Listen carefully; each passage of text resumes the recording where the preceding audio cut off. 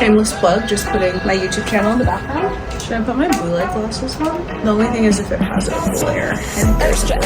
If I stayed like this the whole time. I don't want to do that. Should I put a hat on? I might be giving too much like 4th of July. So yeah, it's giving way too 4th of July. And now I messed up my hair, little lip gloss. Let's see if I'm looking.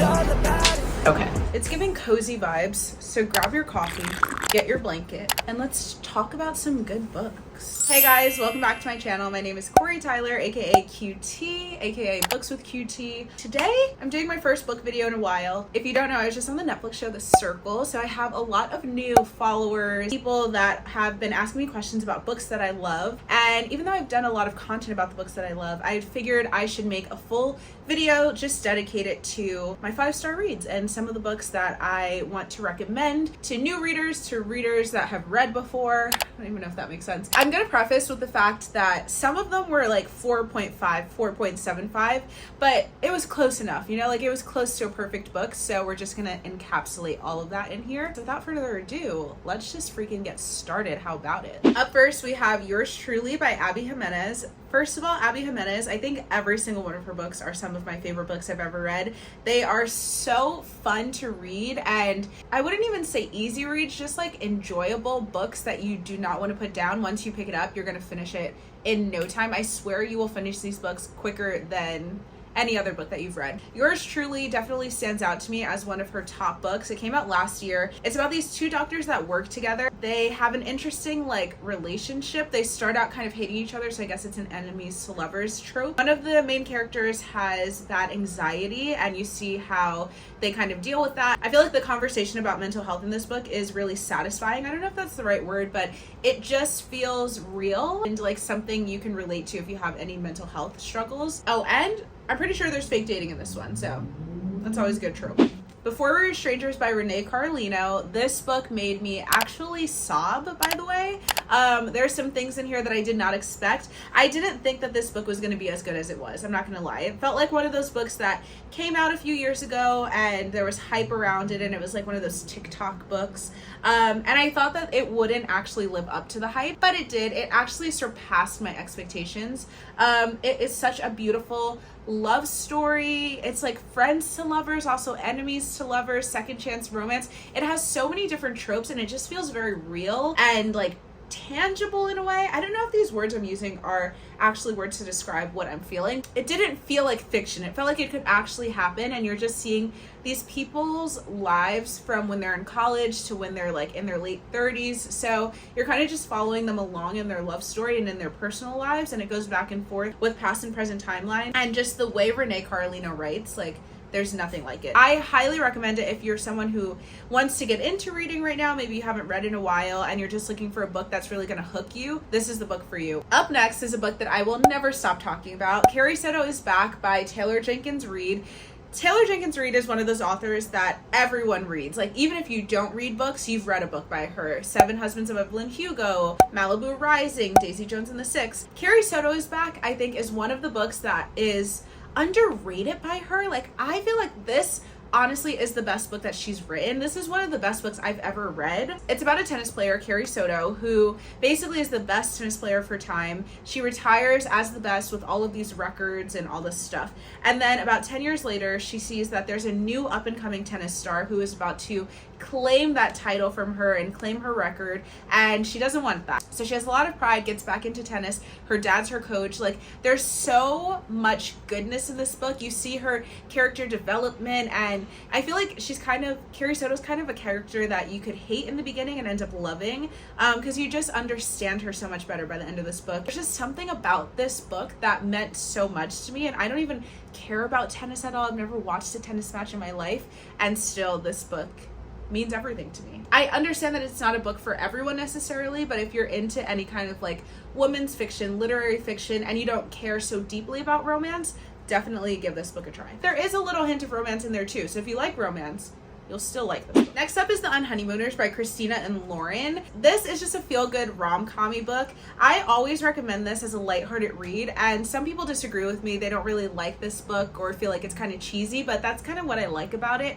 If you know, I always make this comparison, but if you know the movie Just Go With It by Adam Sandler and Jennifer Aniston, not by, but they're the two in it. It's literally that movie put into a book. Amazing. It's about these two characters that kind of hate each other, and their siblings just got married, and they also get really sick at their wedding, so they can't go on their honeymoon. So instead, these two characters have to go on the honeymoon for them and pretend they're a couple. So fake dating trope a little. It's a good one. It was making me like kick my feet, giggle, laugh. I loved it. One of my favorite books that I read last year in 2023, The Neighbor Favor by Christina Forrest.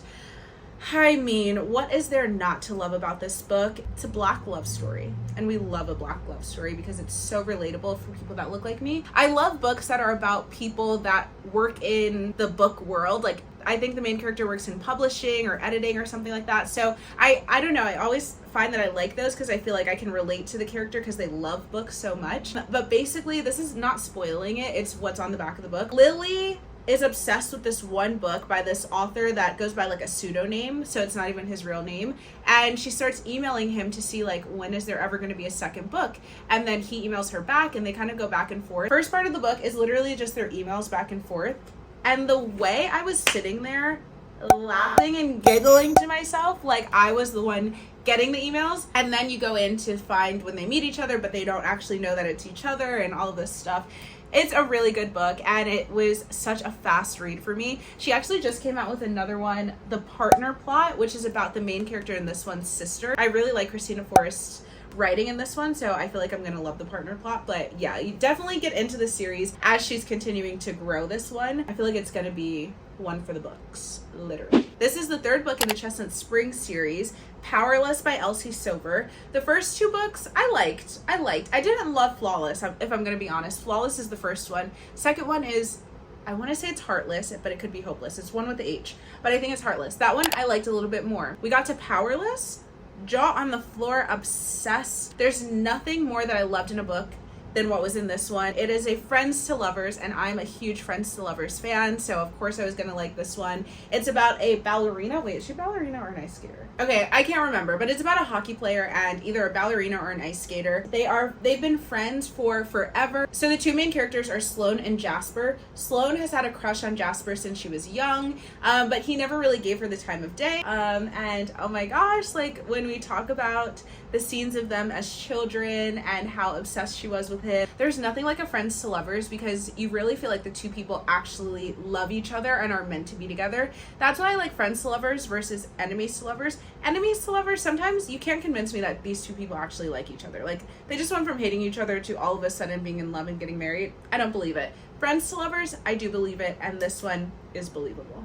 This is a recent book that I read, Expiration Dates by Rebecca Searle. I actually got the arc of this book earlier in the year, and then it just came out, I think about a month or two ago. I honestly haven't seen a lot of the reviews on this because I did read it early before the masses got the book.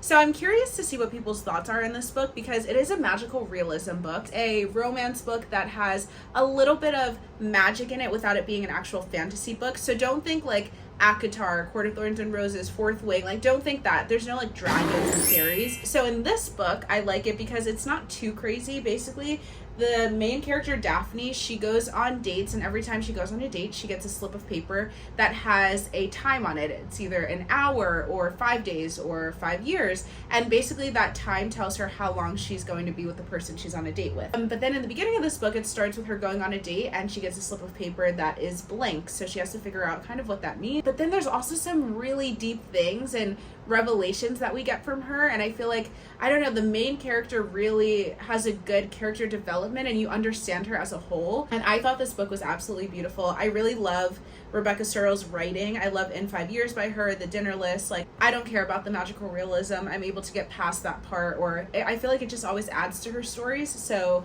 yeah, this one is really good, and I feel like this one taught me a lot even about myself. Like, there's a lot of self-reflection within this too, even just like normal things that happen in life, because she goes through some crazy things that could be relatable. Last but not least, Happy Place by Emily Henry. And if you're anywhere on Book Talk or Bookstagram, BookTube, you know about this book. You've probably read this book. You've seen this book for sure. One of the best books from last year, I think. Objectively, everyone that reads books would probably say that.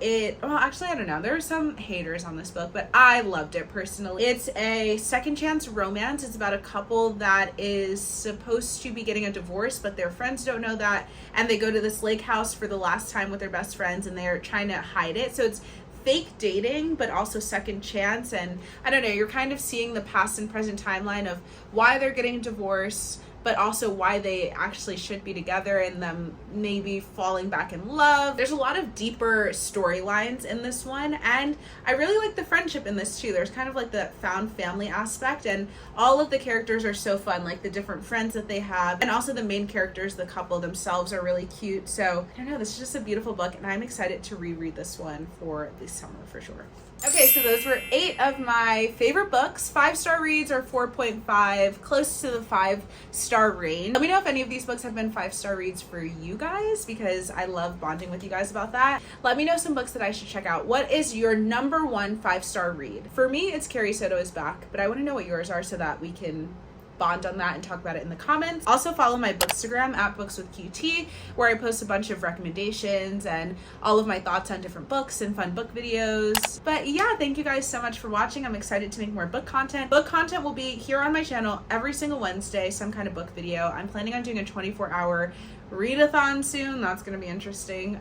So stay tuned for that. And then vlogs every single Saturday. And I will see you guys in my next video. Bye. Mwah.